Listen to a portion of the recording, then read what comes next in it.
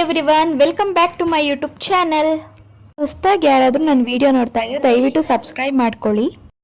ಇವತ್ತು ನಾನು ಕ್ಯಾಪ್ಸಿಕಮ್ ಚಟ್ನಿ ಹೇಗೆ ಮಾಡೋದು ಅಂತ ತೋರಿಸ್ತಾ ಇದ್ದೀನಿ. ಇದು ದೋಸೆ, ಚಪಾತಿ, ರೊಟ್ಟಿ, ಇವನ್ ಇಡ್ಲಿಗೂ ಒಳ್ಳೆ ಕಾಂಬಿನೇಷನ್ ಅಂತಲೇ ಹೇಳ್ಬೋದು. ಹಾಗಾದರೆ ಬನ್ನಿ ಹೇಗೆ ಮಾಡೋದು ಅಂತ ನೋಡ್ಕೊಬರೋಣ. ಇದನ್ನು ಮಾಡೋದಕ್ಕೆ ನಾನು ಒಂದು ಕಡಾಯಿಗೆ ಸ್ವಲ್ಪ ಎಣ್ಣೆ ಹಾಕ್ಕೊಂಡು ಅದು ಬಿಸಿ ಆದಮೇಲೆ ಸ್ವಲ್ಪ ಶುಂಠಿ, 1/4 ಕಪ್ ಆಗೋಷ್ಟು ಬೆಳ್ಳುಳ್ಳಿ ಹೆಸರು, ಒಂದು ಹಸಿಮೆಣ್ಸಿನ್ಕಾಯಿನ ಹಾಕ್ಕೊಂಡು ಫ್ರೈ ಮಾಡ್ಕೊತಾ ಇದ್ದೀನಿ. ನಂತರ ಇದಕ್ಕೆ ಸಣ್ಣದಾಗಿ ಹೆಚ್ಚಿಟ್ಕೊಂಡಿರೋ ಈರುಳ್ಳಿನ ಹಾಕ್ಕೊಂಡು ಅದು ಫ್ರೈ ಆದಮೇಲೆ ಒಂದು ಟೊಮೊಟೊನ ಸಣ್ಣದಾಗಿ ಕಟ್ ಮಾಡಿಕೊಂಡು ರುಚಿಗೆ ತಕ್ಕಷ್ಟು ಉಪ್ಪನ್ನು ಹಾಕ್ಕೊಂಡು ಇದು ಸಾಫ್ಟ್ ಆಗೋವರೆಗೂ ಫ್ರೈ ಮಾಡ್ಕೋಬೇಕು. ನೆಕ್ಸ್ಟ್ ಇದಕ್ಕೆ ಕ್ಯಾಪ್ಸಿಕಮ್ನ ಹಾಕೋತಾ ಇದ್ದೀನಿ. 5ರಿಂದ 6 ಒಣಮೆಣ್ಸಿನ್ಕಾಯಿನ ಹಾಕೋತಾ ಇದ್ದೀನಿ.